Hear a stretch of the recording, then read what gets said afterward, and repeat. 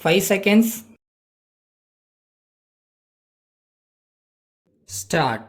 நிதிநிலை அறிக்கை மீதான விவாதத்தில் பங்கு கொண்டு ஓர் உறுப்பினர் பேசியதாவது: தலைவர் அவர்களே, இந்த ஆண்டு வரவு செலவு திட்டத்தின் மீது என்னுடைய ஒரு சில கருத்துக்களை கூற ஆசைப்படுகிறேன்.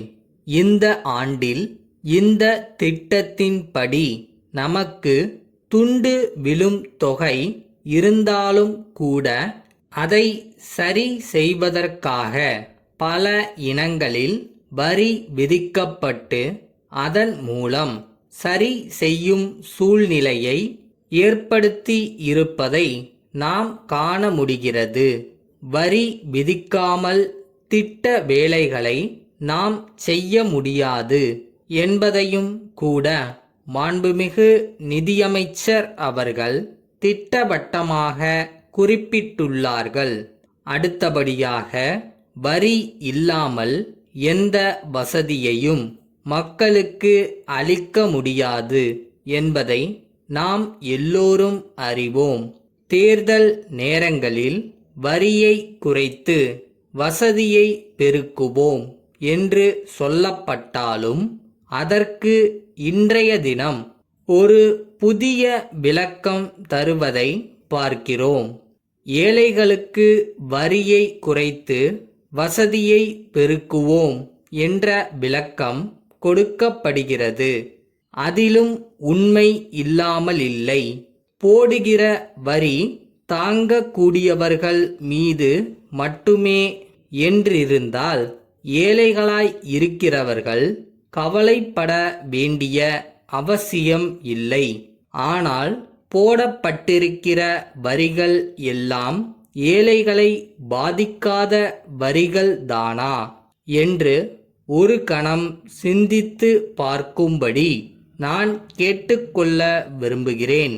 அடுத்ததாக, கல்வியை எடுத்துக்கொண்டால் 1/4 பங்கு கல்விக்காக செலவழிக்கப்படுகிறது. இருப்பினும் பள்ளிகளில் போதுமான அளவுக்கு ஆசிரியர்கள் இல்லை. ஆசிரியர் பயிற்சி பெற்று பல ஆண்டுகளாகியும் வேலை இல்லாமல் அவதிப்பட்டு கொண்டிருக்கிற நிலைமை இருப்பதை பார்க்கிறோம்.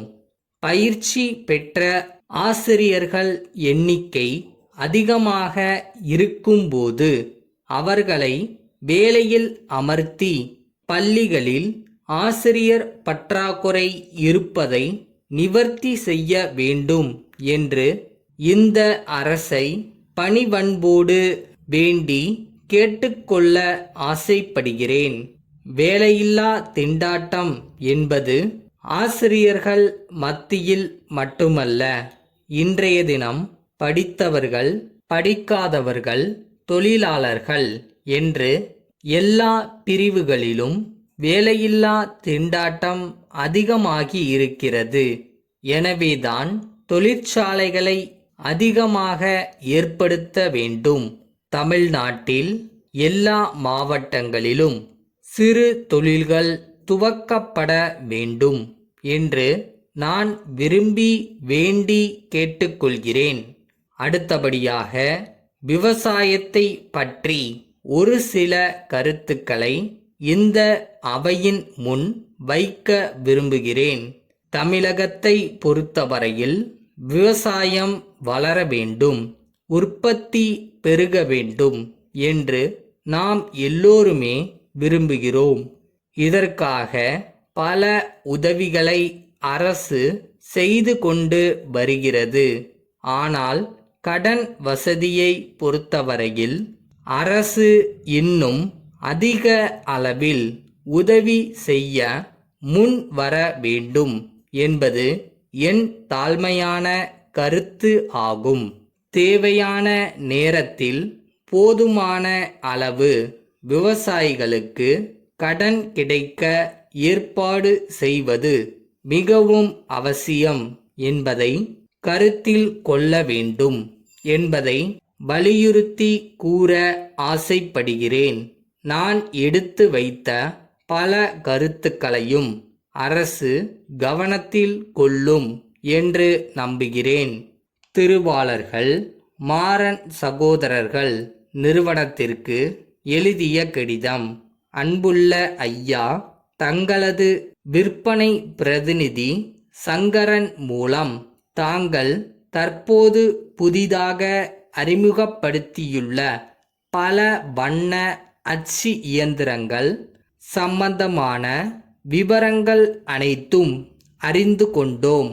அச்சு இயந்திரங்களின் நம்பகத்தன்மையை பற்றி தாங்கள் உறுதி கூறும் பட்சத்தில் 2 இயந்திரங்களை எங்களது நிறுவனத்தில் நிறுவ தீர்மானித்துள்ளோம்.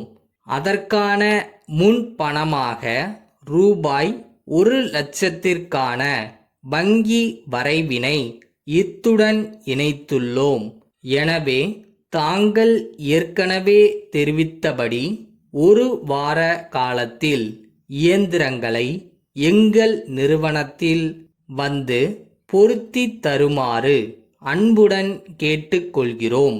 மேற்படி புதிய இயந்திரங்களை பராமரிக்கும் பொறுப்பை 1 வருட காலத்திற்கு தாங்கள் இலவசமாக ஏற்றுக்கொள்வதாக தங்களது பிரதிநிதி எங்களிடம் தெரிவித்துள்ளார்.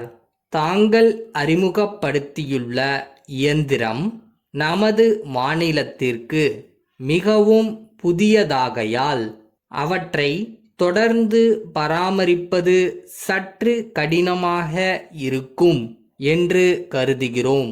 எனவே இலவச பராமரிப்பினை 2 வருட காலமாக மாற்றி தருமாறு கேட்டுக்கொள்கிறோம். தங்கள் நம்பிக்கையுள்ள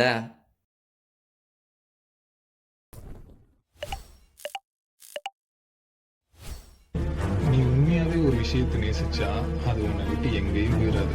அதுவும் காத்துக்கிட்டு இருக்கும் உன்னை எதிர்பார்த்து.